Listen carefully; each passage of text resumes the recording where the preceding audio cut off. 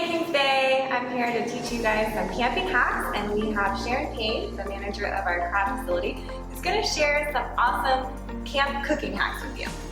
So we're going to start off today with just talking about some prepping things you can do to make your camping trip a lot smoother and easier. So one of the biggest things that I would recommend people do is go ahead and invest in some resealable containers and resealable bags. They are going to be your best friend during your camping trip. Also, you don't need one quite this big, but aluminum foil is very helpful as well.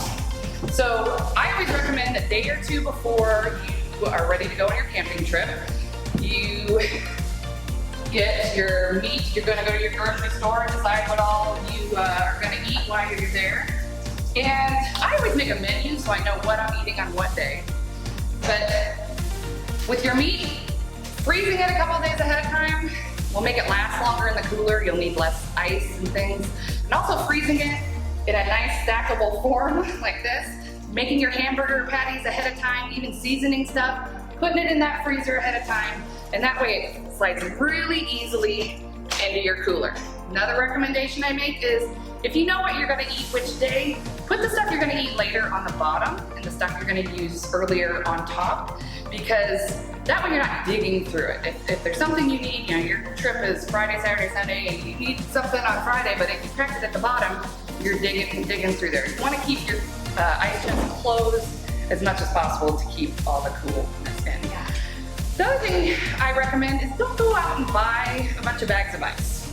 All right? Every camping trip, you're gonna need a lot of water. You're not sure how much water is gonna be available. So I always take some melt jugs, or you can even buy water in these gallon jugs. Freeze it. I mean, it only takes a few hours really and put those in there to keep all your things nice and cold. Then, as it thaws, you've got drinking water. You can also, if you don't have room for a big old jug, you know, throw a couple of little 16-ounce bottles right in there, and you're set. You're not wasting space, because let's face it, if you got 3 kids like I do, camping trips, you run out of space fast in that SUV. So space is at a premium.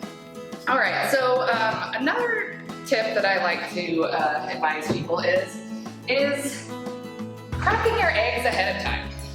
So, you know, we did a lot of camping as kids, and my mom would always try and put that little styrofoam thing right in the cooler, and something invariably will get set on it and half of our eggs are broken.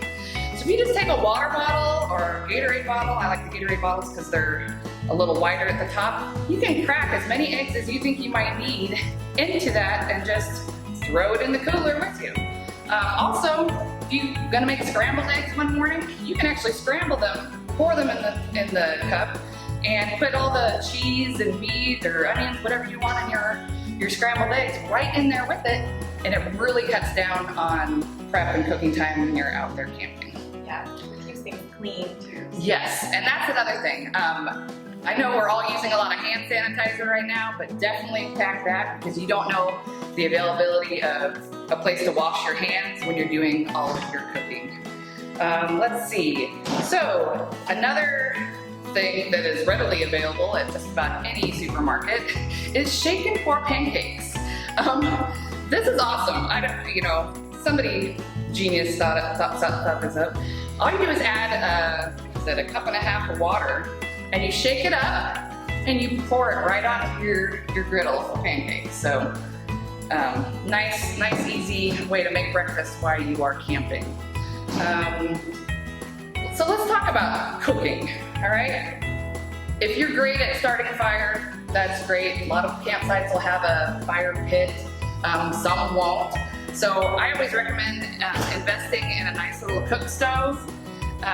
These ones, I know Coleman makes some. This one's made by Century, but they just pop up, set up right there. You've got a burner here for a pot. You've got a place for a griddle.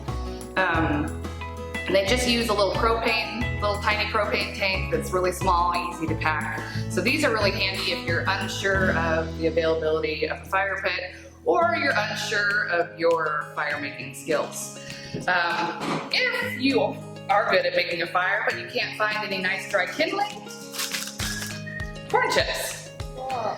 So because of the oil that they cook these in and the makeup of the chip itself, they make great kindling. So if you have a handy bag of Doritos that your teenagers haven't eaten all of, you can start a fire with that. So along with the cooking, always remember to bring the utensils you're gonna need, okay? It's not the Hilton. They're not gonna provide you with everything. So make sure you bring tongs, spatulas, all that kind of stuff that you're gonna need to reach into whatever fire you make. I also recommend real paper plates. A lot of people use the ones that are coated with wax. They don't burn as well. Also styrofoam, not exactly the healthiest for the environment. So I always recommend these type of thicker, more cardboard-like plates. Because then after you're done eating, toss them in the fire, they burn nice and clean and fast. Another thing you don't want to forget, some kind of cutting board. Something that you know is clean, that you can easily clean, and you can prep any food on. We've all been to those campsites where they've got a picnic table that looks like it's 50 years old and you're not sure what's happened on it. So, so bringing a nice clean surface to use to prep your food is important. I think that's about all I have today. What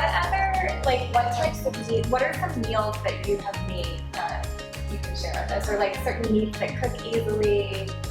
Okay, so I honestly stick to some very good basics. Burgers and dogs, of course, are the easiest. I like to make the patties ahead of time